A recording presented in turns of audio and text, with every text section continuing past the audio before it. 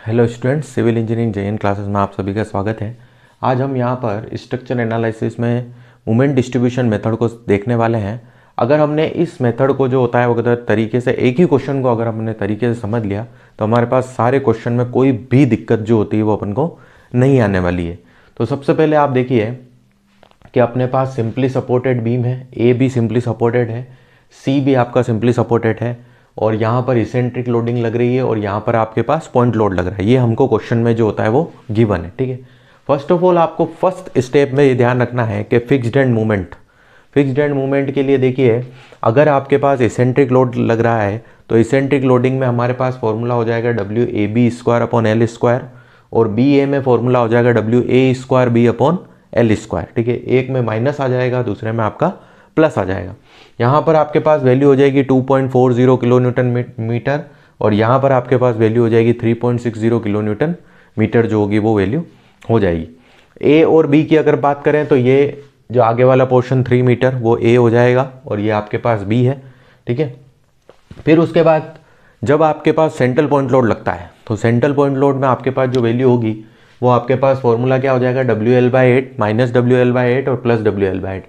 W आपके पास क्या है 8 किलो न्यूटन, L आपके पास टोटल 5 है, तो आपके पास एक बार माइनस WL/8 आ जाएगा, एक बार प्लस का WL/8 आ जाएगा। ये आपके पास फर्स्ट स्टेप होगी।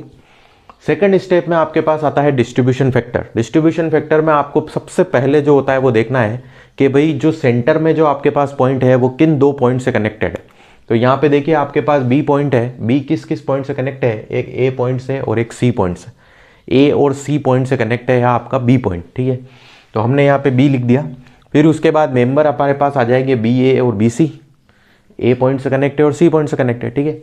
फिर आती है रिलेटिव स्टिफनेस। रिलेटिव स्टिफनेस का जो बेसिक फॉर्मूला होता है वो होता है आपका I/L सॉरी।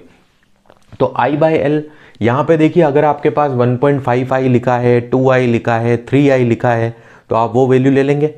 देखकर नेक्स्ट जो होगा वो क्या, जो बॉटम में जो आपके पास वैल्यू आएगी वो आएगा टोटल स्पान। यहाँ पे देखिए 3 और 2 5 है, तो 5 जो होगा वो आपके पास वैल्यू आ गई। यहाँ पे I/5 कर लिया अपन ने, ठीक है, क्लियर है। फिर उसके बाद यहाँ पर भी देखिए I है और I/5 हो गया, ये पहली चीज क्लियर हो गई। रिलेटिव स्टिफनेस का जो फॉर्मूला होगा वो आपके पास होगा I/L, ठीक है, I/L। अब I की जितनी भी वैल्यू होगी अपॉन डिवाइड बाय स्पान होगा वो अपन उसमें रख देंगे। दूसरी चीज, अगर आपके पास यहाँ पर दोनों तरफ सिंपली सपोर्टेड है, अगर फिक्स्ड होता तो हमारे पास खाली सिर्फ ये फॉर्मूला हो जाता I/L। इसलिए मैंने बोला कि अगर आपको एक क्वेश्चन समझ में आ गया तो आपको सभी क्वेश्चन जो होंगे वो समझ में आ जाएंगे। तो यहाँ पे देखिए अगर आपके पास फिक्स्ड होता तो यहाँ पे मैं सिर्फ क्या लिखता, I/L जो होता है वो लिखता। पर यहाँ पर जो होता है वो सिंपली सपोर्टेड है, तो सिंपली सपोर्टेड होने के कारण यहाँ पर अपन क्या रखेंगे 3/4 जो होगा वो रखेंगे। क्लियर है, 3/4 इसमें रख देंगे। तो यहाँ पे देखिए 3/4 अपन ने यहाँ पे भी रख दिया, 3/4 अपन ने यहाँ पे भी रख दिया, तो 3/4 I/L, 3/4 I/L हो गया। अब आप देखिए ये आपके पास इसको सोल्व करने पे 3i/20 3i/20 आई, यहाँ तक क्लियर है।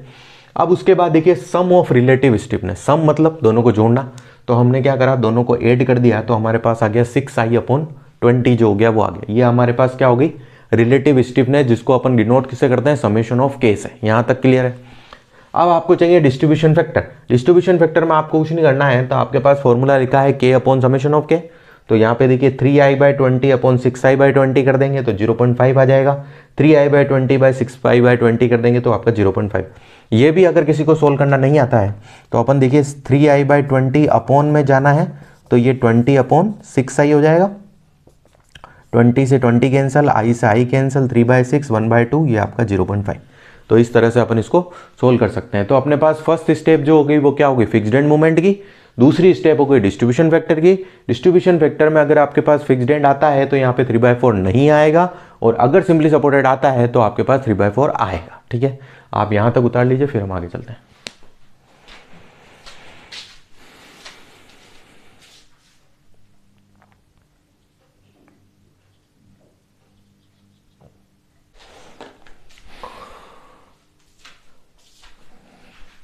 हम आगे अब थर्ड स्टेप की तरफ जो होता है वो कितना बढ़ेंगे। थर्ड बहुत सिंपल स्टेप है, अपन को खाली थोड़ा सा इसमें ध्यान देना है कि अपन को कैसे करना है। सबसे पहले तो देखिए अपने पास 3 पॉइंट जो होता है वो थे डायग्राम के अकॉर्डिंग A, B और C। डिस्ट्रीब्यूशन फैक्टर बी पे अपना 0.5 आया था और इस पे भी अपने पास 0.5 जो होता है वो आया था, तो अपन ने यहाँ पे 0.5 लिख दिया। फिक्स्ड एंड मूवमेंट देखिए ए बी के लिए आया था -2.40, बी ए के लिए आया था +3.60, बी सी के लिए आया था -5 और सी बी के लिए आया था +5। ये जितनी भी वैल्यू आई थी वो हमने सभी लिख दी। अब हमने ये देखा था कि दोनों एंड जो थे वो क्या थे, सिंपली सपोर्टेड थे। जब दोनों एंड आपके सिंपली सपोर्टेड थे तो जब भी दोनों एंड सिंपली सपोर्टेड हो तो जो भी फिक्स्ड एंड मूवमेंट आपके पास सपोर्ट पे आ रहा है उस पे क्या करो, साइन चेंज करके नीचे वही मूवमेंट जो होता है वो लिख दो। वापस रिपीट करूंगा, अगर दोनों सिंपली सपोर्टेड एंड है और दोनों सिंपली सपोर्टेड पे जो भी मूवमेंट आ रहा है तो सेम वैल्यू साइन चेंज करके उसी के नीचे लिख दो, अगर सिंपली सपोर्टेड है तो। और अगर फिक्स्ड है तो यहाँ पे दोनों तरफ डैश आएगा। ठीक है, ये चीज पता होगी। आगे चलते हैं। अब देखिए इन दोनों को बेसिकली हमको क्या करना है, ऐड करना है। पर देखिए माइनस प्लस है तो दोनों क्या होगा, माइनस होगा। तो वहीं अगर अपन जैसे माइनस करते हैं तो हम कैलसी में जो होता है साथ में करते जाते हैं। 5 - 3.60 करने पर हमारे पास आता है 1.4 × 0। अब जैसे यहाँ पर आपके पास इन दोनों को माइनस करने पर कितना आया, 1.4। तो जो भी वैल्यू आएगी उसको क्या करना है, इधर वाले डिस्ट्रीब्यूशन से मल्टीप्लाई करना है और इधर वाले डिस्ट्रीब्यूशन से मल्टीप्लाई करके यहाँ पर लिख देना है। अभी तो क्या है, डिस्ट्रीब्यूशन फैक्टर की वैल्यू सेम है इसलिए कोई दिक्कत नहीं है, बट जब हम आगे बढ़ेंगे तो डिस्ट्रीब्यूशन की फैक्टर की वैल्यू क्या आएगी, अलग अलग आएगी। तो उस समय इन दोनों को सोल्व करके जो भी वैल्यू आएगी उसको इस डिस्ट्रीब्यूशन फैक्टर से मल्टीप्लाई करके यहाँ लिखेंगे और इस डिस्ट्रीब्यूशन फैक्टर से मल्टीप्लाई करके यहाँ लिखेंगे। यहाँ तक बात क्लियर हो गई। ये हो गई हमारी फर्स्ट साइकिल। फर्स्ट साइकिल के बाद अब देखिए 0.70 डिवाइड बाई 2 करके यहाँ देना है। ठीक है, 2.40 डिवाइड बाई 2 करके यहाँ आ जाएगा। इसी तरह से 0.70 डिवाइड बाई 2 यहाँ आ जाएगा और डिवाइड बाई 2 यहाँ आ जाएगा। मतलब जो भी यहाँ वैल्यू आ रही है उसको डिवाइड बाई 2 करके हम क्रॉस में लिख देंगे। यहाँ तक बात क्लियर है। अब उसके बाद देखिए वापस आपके पास नई वैल्यू आ गई, यहाँ पे सभी नई वैल्यू आ गई।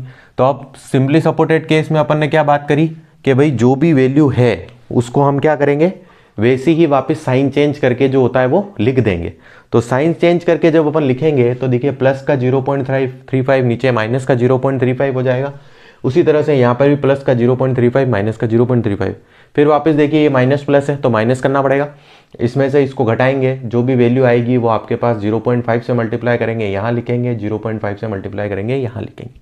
ठीक है, फिर वापस वही स्टेप है, डिवाइड बाई 2 आप यहाँ भेजेंगे, डिवाइड बाई 2 आप यहाँ भेजेंगे, डिवाइड बाई 2 आप यहाँ भेजेंगे, डिवाइड बाई 2 आप यहाँ भेजेंगे। क्लियर।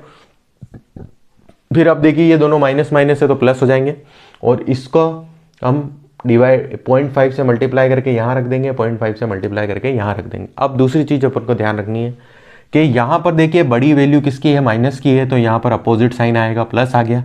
यहाँ पे देखिए बड़ी वैल्यू माइनस की थी, अपोजिट साइन आ गया।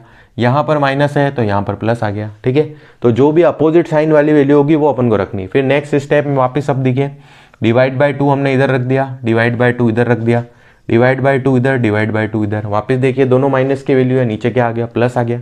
फिर वापस आपके पास डिवाइड बाई 2 हमने इधर, डिवाइड बाई 2 इधर, डिवाइड बाई 2 इधर, डिवाइड बाई 2 इधर। वापस देखिए माइनस की वैल्यू यहाँ पे नीचे प्लस आ जाएगा। इस तरह से यहाँ पे देखिए minus plus plus minus plus minus plus minus plus minus चलता हुआ चला। तो इसका मतलब हमारे पास सपोर्ट पे तो वैल्यू आपके पास क्या हो गई, 0 हो गई। सपोर्ट पे वैल्यू 0, तो जब आप इसको ऐड करेंगे दोनों को तो हमारे पास क्या आ जाएगा, इधर आ जाएगा प्लस का 6.15 और इधर आ जाएगा माइनस का। इसको चेक करने का तरीका आपके पास क्या है, जिस सपोर्ट पर आप वैल्यू ले रहे हो, मतलब जिस मिडिल पॉइंट पर आप वैल्यू ले रहे हो उसमें वैल्यू लगभग सेम आएगी आपके।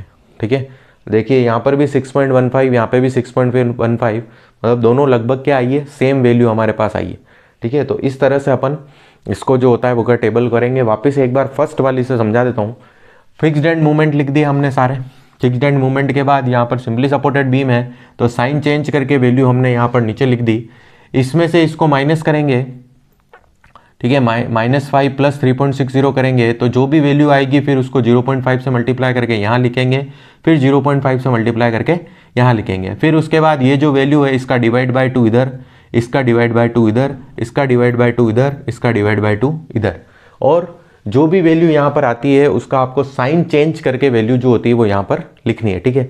तो इस तरह से आपके पास मोमेंट डिस्ट्रीब्यूशन टेबल बनेगी। अब लास्ट में एक डायग्राम बनेगा, उसको भी हम बनाते हैं। इसमें अगर फिर भी अगर कोई दिक्कत आ रही है तो आप कमेंट सेक्शन में कमेंट करके जो होता है वो पूछ सकते हैं, ठीक है। यहाँ तक आप कॉपी कर लीजिए, फिर हम आगे चलेंगे।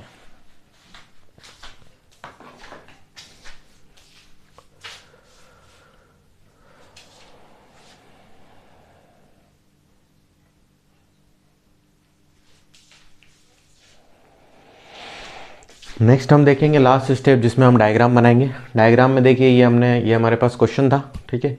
तो सबसे पहले लोड के कारण जो होता है, जब एसएफडी बीएमडी में हम सीखते हैं इसेंट्रिक लोडिंग होती है तो फॉर्मूला आता है WAB/L, और वहीं अगर आपके पास सेंट्रल पॉइंट लोड होता है तो फॉर्मूला आता है WL/4। तो हमारे पास 6 किलो न्यूटन मीटर और 10 किलो न्यूटन मीटर आ गया। तो यहाँ पे देखिए 6 kilo newton metre 10 kilo newton metre हमने रख दिया। अब देखिए जो वैल्यू आई थी ए और सी पे जो वैल्यू आई थी वो तो 0 आई थी, तो हमने यहाँ पे देखो 0 से स्टार्ट किया है, और बीच में हमारे पास जो सपोर्ट पे जो वैल्यू आई थी वो हमारे पास क्या आई थी 6.15 आई। तो बी ए की तरफ जो वैल्यू आई थी वो पॉजिटिव आई थी, तो यहाँ पॉजिटिव हो गया। बी सी की तरफ जो वैल्यू आई है वो नेगेटिव आई है, तो हमारे पास यहाँ पे नेगेटिव जो होगा वो हो जाएगा, ठीक है। तो इस तरह से हमने मोमेंट डिस्ट्रीब्यूशन मेथड, जहाँ पर आपके पास दोनों तरफ से सिंपली सपोर्टेड एंड होते हैं, उसको यहाँ पर समझा है। ये क्वेश्चन आपके पास जो होता है डिप्लोमा, जो अभी बीटेक के एग्जाम होने वाले हैं आरटीयू के, उसमें जो होता है वो भी काम आएगा, और आईएन के एग्जाम जो मार्च में है उनमें भी मोमेंट डिस्ट्रीब्यूशन मेथड जो होता है का क्वेश्चन पूछा जा सकता है। कोई भी अगर आपको दिक्कत हो तो कमेंट सेक्शन में कमेंट करके जो होता है वो आप बता सकते हैं। Thank you.